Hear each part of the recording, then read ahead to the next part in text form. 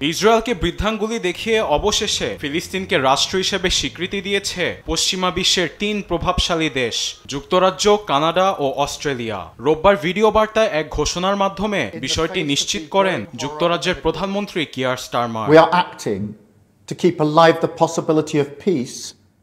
মধ্যপ্রাচ্যে ভয়াবহ অবস্থার পরিপ্রেক্ষিতে শান্তি এবং দ্বিরাষ্ট্রীয় সমাধানের আশা পুনরুজ্জীবিত করার লক্ষ্যে যুক্তরাজ্য ফিলিস্তিনকে রাষ্ট্রের স্বীকৃতি দিচ্ছে।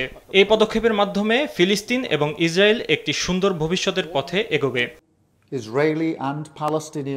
তবে স্বীকৃতির মাধ্যমে স্বাধীনতাকামী সংগঠন হামাসকে পুরস্কৃত করা হচ্ছে না বলেও জানান স্টারমার। যুদ্ধের ভয়াবহতার কথা উল্লেখ করে অবিলম্বে সব ইসরায়েলি জিম্মিকে মুক্তির কথা জানান যুক্তরাজ্যের প্রধানমন্ত্রী।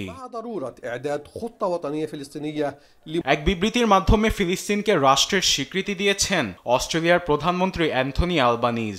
একই সঙ্গে কানাডার প্রধানমন্ত্রী মার্ক কার্নিও বিবৃতির মাধ্যমে ফিলিস্তিনকে রাষ্ট্র হিসেবে স্বীকৃতি দিয়েছেন।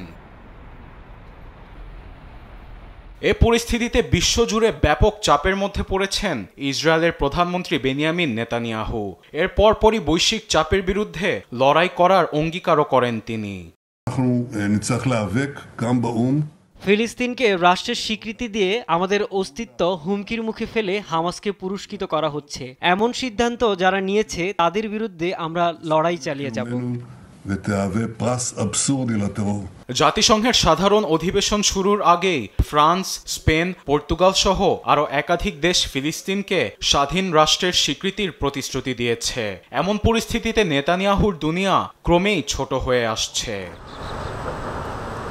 আরবেদ আফসার, নিউজ ডেস্ক, দেশ টিভি।